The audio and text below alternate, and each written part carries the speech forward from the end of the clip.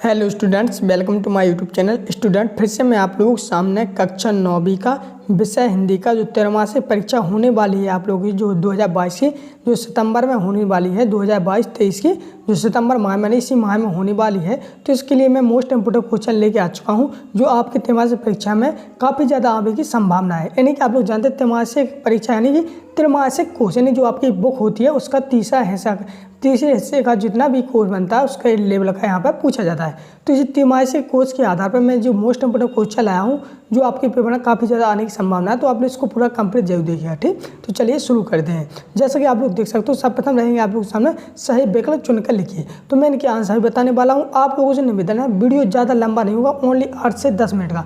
आप लोग 8 से 10 मिनट का वीडियो देख लेते हैं, डेफिनेटली आप लोगों को समझ में आ जाएगा कि हमारा पेपर किस प्रकार से आना है और किस प्रकार से हम करेंगे और किस प्रकार से आप पास होंगे। ठीक, तो बहुत से अच्छे पूरा कंप्लीट देख चुके हैं और आप लोग भी जरूर देखिएगा।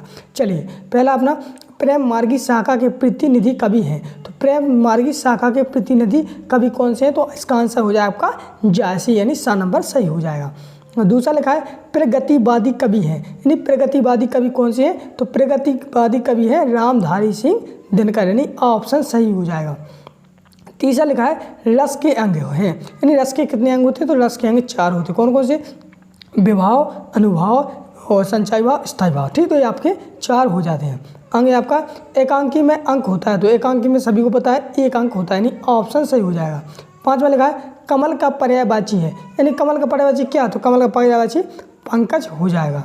चलिए, अगला लिखा है चोर किसके कमरे में घुस गया था? तो चोर किसके कमरे में घुस गया था? तो एक कहानी है जिसमें पूछा गया था चोर किसके कमरे में घुस गया था, तो लेखिका के दादी के कमरे में घुस गया था। ठीक, चलिए बढ़ते हम नेक्स्ट आप लोग सामने रिक्त स्थानों की पूर्ति कीजिए। ठीक, भक्ति काल का प्रारंभ से माना जाता है, तो भक्ति काल का प्रारंभ कब से हुआ था? तो 1318 से माना जाता है, नहीं ये अब आपका सही हो जाएगा।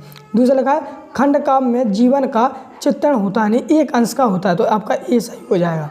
अगला दूसरा बैल का स्थान गधे से नीचा होता है या ऊंचा? तो ऊंचा होता है। ठीक, अगला लिखा मेरे नाना पक्के खालिस्तान माने जाते हैं, तो मेरे नाना साहब माने जाते हैं।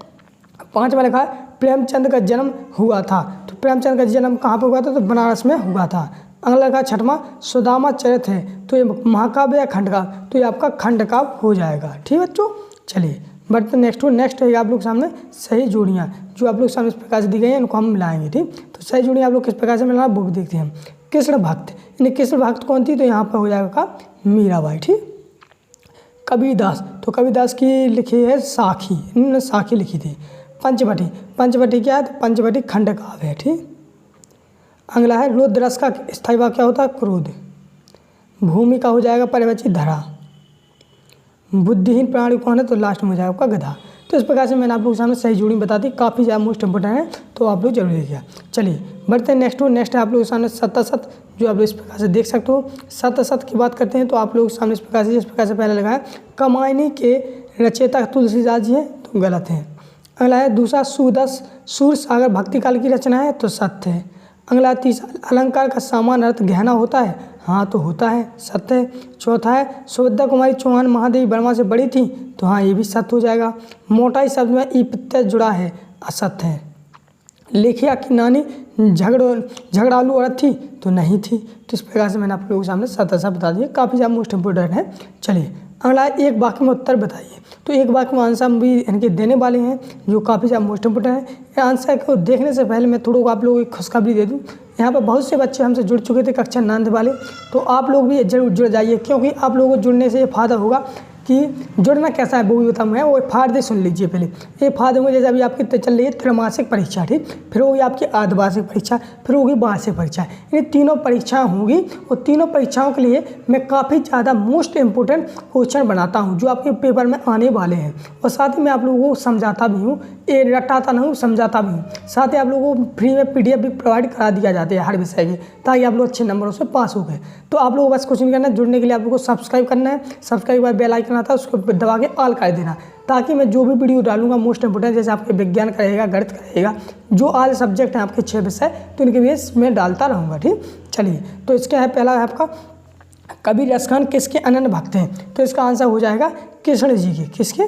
कृष्ण के। ठीक, दूसरा लगा है बीजक किसकी रचना है, तो बीजक रचना किसकी है, तो यह है कबीरदास की। किन की है, कबीरदास की। ठीक, कबीरदास लिख रहे हैं ना आप लोग, इतने होशियार भी हो।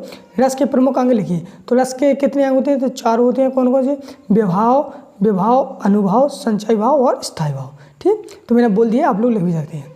रचना के आधार पर वाक्य कितने के भेद होते हैं, तो रचना के आधार पर वाक्य के 3 भेद होते हैं। ठीक, रचना के आधार पर। ठीक बेटा, अगला 5वां, ज्ञान की तुलना किससे की गई है, तो ज्ञान की तुलना आंधी से की गई है। ठीक, आंधी से। ठीक, अगला लिखा है सगुण भक्ति की कितनी शाखाएं हैं, तो सगुण भक्ति की 2 शाखाएं हैं। कितनी, 2 शाखाएं, तो भाई इतनी तो लिखना ही है। तो इस प्रकार से आप लोग सामने मैंने एक वाक्यांश भी बता दी। चलिए हम देखते हैं थोड़े लॉन्ग आंसर है और देखते हैं कि वो एप्लीकेशन आवेदन पत्र किस पे आना है, साथ ही साथ देखते हैं कि निबंध किस पे आना है, तो वो भी मैं आप लोगों को दिखा देता हूँ। तो चलिए, तो सब पता आप लोगों के सामने यहाँ व्याकरण से कुछ प्रश्न लिए गए हैं जो काफ़ी ज़्यादा मोस्ट इम्पोर्टेंट है। कर्ण रस की परिभाषा उदाहरण सहित। ठीक, ये भी मोस्ट है। हास रस की परिभाषा उदाहरण सहित। ठीक, तो आप लोगों को एक मतलब इनके स्थायी भाव सीख लेना आप लोग, तो आपकी सभी परिभाषा बन जाएगी, क्योंकि सब में यही जोड़ देना है। सा हृदय के हृदय में स्थित शोक नामक स्थायी भाव, इसी प्रकार देखो सा हृदय के हृदय में हास नामक स्थायी भाव। तो ये जो सब होता है उन चारों से मेलजोल खाता है। जब विवाह अनुवाद संचय भाव से संयोग होता है तो वहाँ पर हास रस होता है। तो इस प्रकार से इस परिभाषा सबकी एक सेम हो जाती है। सिर्फ यहाँ पर स्थायी भाव चेंज हो जाता है, साथ ही यहाँ पर उदाहरण भी चेंज हो जाता है। तो उदाहरण भी आप लोगों को अलग अलग सीखना है, जैसे कि बादशाह रस की परिभाषा उदाहरण सहित। ठीक बेटा, इस प्रकार से मोस्ट इंपोर्टेंट है ये वाला महाकाव्य खंडकाव्य में अंतर लिखिए, तो ये भी सीख लेना है। अगर आप लोग दिमाग में सीख लेते हो ये सब जो मैं बता रहा हूँ, तो देखो आपकी अर्धवार्षिक में मीर रखा मिलेगा और वार्षिक में तो डेफिनेटली आता ही है। तो इस प्रकार से तो आप लोग एक बार सीख लीजिए और तीनों परीक्षा के लिए कंप्लीट। तो इससे आप लोगों को काफ़ी ज़्यादा मात्रिक छंद और बाणिक छंद में अंतर। ठीक बेटा, अगला आप लोग सामने है, ये मोस्ट इंपोर्टेंट है जो आपके इस पार्ट से लिए गए हैं। गाय ने बैलों को शरारत के लिए क्या सजा दी थी, तो ये भी मोस्ट है। ये भी जो बता दिए मैंने, इस साले के साले मोस्ट हैं, जैसा कि आप लोग देख सकते हैं। 4 क्वेश्चन जो आपके इनमें 4 में से एक ना एक आपको रखा मिलेगा। अगला आप लोग सामने रहता है ये वाला संदर्भ, प्रसंग और व्याख्या। तो आप लोग सामने इस प्रकार से गद्यांश दिया जाएगा जिसको पढ़ना है आप लोगों को। फिर इसके बाद आप लोगों को इस संदर्भ में लिखा जाता है कि यह गद्यांश हीरा और मोती 2 बैलों की कहानी से लिया गया है। इस कहानी के लेखक मुंशी प्रेमचंद जी है। ठीक, तो इस प्रकार से आप लोग सामने ये नहीं बोल रहा कि यही रखा मिलेगा, इसी प्रकार से और किसी भी कहानी का रख देंगे। तो बस आप लोग संदर्भ में लिखना है कि ये पाठ फलाने फलाने पाठ से लिया गया है, इसके लेखक फलाने हैं। ठीक, मतलब कि बता दिया आपको। प्रसंग में लिखा जाता है गद्यांश में हीरा और मोती 2 बैलों के दुख के बारे में बताया गया है। प्रसंग में हमेशा यही लिखा जाता है कि जो गद्यांश दिया गया है ये किसके बारे में बता दिया, इसमें तो बैलों के बारे में बता दिया गया है। इसी प्रकार से और किसी गद्यांश तो उसको रखा जाता है। व्याख्या में हमेशा बस वही लिखा जाता है कि अच्छी कहानी मतलब जो उसका सार हो वो लिखा जाता है। जैसे यहाँ पर लिखा बैल अपने दिल की बातें एक दूसरे से कह रही हैं, तो इसी प्रकार से आप लोग भी मतलब बता सकते हो कि इस कहानी में क्या बोल रहा है, इस गद्यांश में क्या बोल रहा है, तो वो आपको व्याख्या में लिखनी पड़ती है। तो इस प्रकार से काफ़ी सहल माना जाता है, लेकिन कुछ बच्चों को कठिन लगता है, लेकिन बेटा समझ के पढ़ोगे तो कभी नहीं होगा। अब आप लोगों के सामने आता है इस प्रकार से एक, जिसको बोल सकते हैं हम लोग एक है गद्यांश। इस गद्यांश को आपको पढ़ना पड़ता है। पढ़ने के बाद जो नीचे प्रश्न दिए जाते हैं तो इन प्रश्नों को इसी में से छांट के लिखा जाता है, यानी या इंग्लिश में बोला जाए तो अनसीन पैसेज। तो जैसा कि यहाँ पर लिखा है उपयुक्त गद्यांश, यानी जो लिखा ना उपयुक्त गद्यांश का उचित शीर्षक लिखिए। तो आप लोग सभी को पहले ही मिल गया था स्वस्थ शरीर, तो इसमें हो जाएगा आपका स्वस्थ शरीर। अगला भारतीय खेलों की सबसे बड़ी विशेषता क्या है, तो देखो नीचे लिखा होगा, यहाँ पर देखते हैं हम लोग सभी आए। तो इस प्रकार से मिल जाता है। देखो भारतीय खेलों की सबसे बड़ी विशेषता यह है कि इन्हें बिना किसी खर्च के खेला जा सकता है। ठीक, जैसे कि खेल कबड्डी है इस प्रकार से, तो आप लोग इस प्रकार से यहाँ से यहाँ तक लिख दो, उसी में मिल गया। देखो हमने ये भी नहीं देखा, तो इस प्रकार से सारांश में बस वही लिखा जाता है कि सारांश में आप लोग कुछ नहीं लिखोगे, अगर लिखना चाहते हो तो वह यहीं से आधा लिख दो। ठीक, इतना हो जाएगा। ठीक, इसके बाद हम बात करते हैं यानी आवेदन पत्र की। तो आवेदन पत्र स्थानांतरण प्रमाण पत्र काफ़ी ज़्यादा मोस्ट इंपोर्टेंट है। तो आप लोग कुछ नहीं करना है, बस सेवा में सीमा परीक्षा में होता है, यहाँ पर आपको अपने स्कूल का नाम डाल लेना है, विषय में लिखना है स्थानांतरण प्रमाण पत्र, और बस बाकी सब अपने हिसाब से लिख देना है। ठीक, इस प्रकार से। ठीक है बेटा, फिर हम बात देखते हैं अपने विद्यालय के प्रचार के महोदय के 3 क्या लिखना है आपको, 3 दिन के अवकाश हेतु प्रार्थना पत्र लिखना है। तो 3 दिन के प्रार्थना पत्र किस प्रकार से इस प्रकार से लिख दोगे। ठीक, कि मेरे को बुखार आ चुका है। काफ़ी सहला आप लोगों को आता भी होगा, लेकिन मैंने थोड़ा बहुत आप लोगों को बता दिया है, तो ये भी काफ़ी मोस्ट इंपोर्टेंट है। अगला आप लोगों के सामने मोस्ट इंपोर्टेंट विज्ञान का चमत्कार। तो ये तो आप लोगों को रखा ही मिलेगा। तो जैसे विज्ञान का चमत्कार हुआ निबंध। ठीक, जल ही जीवन है। ठीक, और 15 अगस्त, वृक्षारोपण। तो ये काफ़ी ज़्यादा मोस्ट इंपॉर्टेंट निबंध है जो आपके पेपर में बिल्कुल डेफिनेटली रखे मिलते हैं, चाहे वो त्रैमासिक परीक्षा हो, चाहे वो अर्धवार्षिक परीक्षा हो, चाहे ये आपकी वार्षिक परीक्षा है। ठीक, तो जो बच्चे अभी तक यहाँ तक वीडियो देखते रहे तो वो कमेंट में लिखें सर मैं देख रहा हूँ। ठीक, इसके बाद आप लोगों को लाइक करना है और सब्सक्राइब तो कर ही लिया है, क्योंकि मैंने बोल दिया था जो बच्चे जुड़ जाएंगे उन्हीं को फायदा होगा।